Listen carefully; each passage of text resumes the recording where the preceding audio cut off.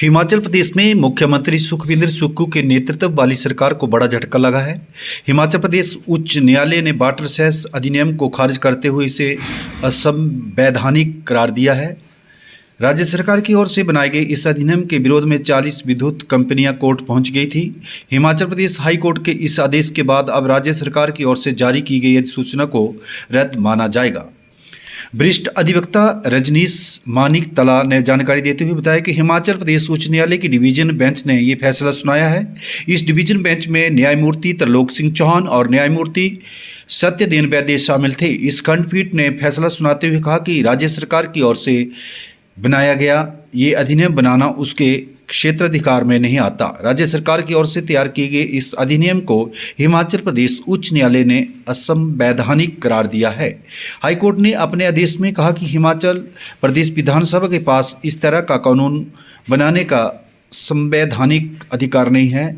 इस तरह हिमाचल सरकार की तरफ से जारी वाटर सेस की अधिसूचना रद्द मानी जाएगी। ये जो जजमेंट थी, ये जो हमारे यहाँ डिवीजन बेंच है, जस्टिस त्रिलोक चौहान और जस्टिस सत्यन वैद्य, उन्होंने ये सुना था और उन्होंने ही आज ये जजमेंट सुबह अनाउंस की है। और राज्य सरकार ने क्या दलील दी? क्योंकि राज्य सरकार लगातार ये कह रही थी कि लगभग 4000 करोड़ का इससे रेवेन्यू जनरेट होगा। जी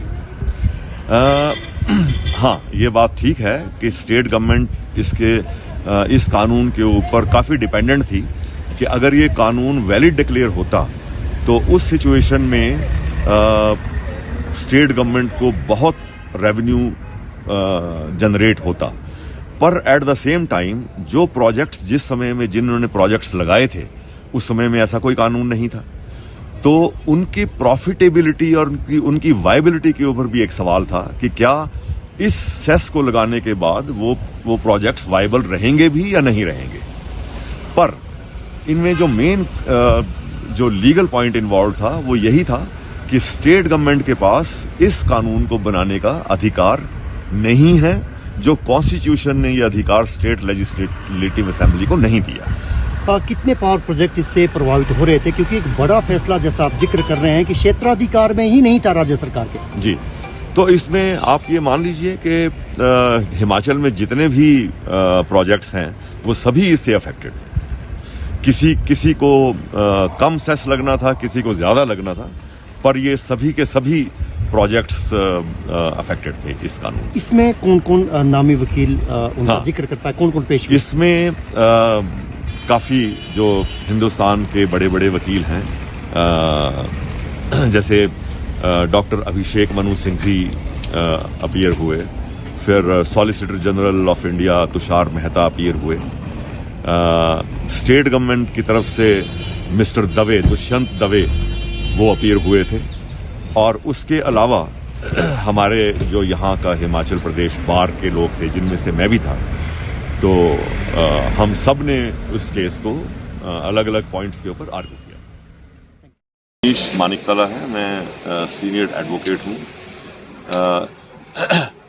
आज जो हमारे हाईकोर्ट ने यहाँ पर फैसला दिया है, उसके हिसाब से जो वाटर सेस से रिलेटेड जो कानून हमारी स्टेट लेजिस्लेटिव असेंबली ने बनाया था, उसको अनकॉन्स्टिट्यूशनल डिक्लेयर कर दिया गया है। और ये अनकॉन्स्टिट्यूशनैलिटी जो है वो इस ग्राउंड पर है कि आर्टिकल 246 जो हमारे संविधान का है, उसके मुताबिक इस कानून को बनाने का अधिकार स्टेट लेजिस्लेटिव असेंबली के ऊपर नहीं था। सो इस वजह से इस एक्ट के जो मेन प्रोविजंस थे उनको अनकॉन्स्टिट्यूशनल डिक्लेयर कर दिया गया है।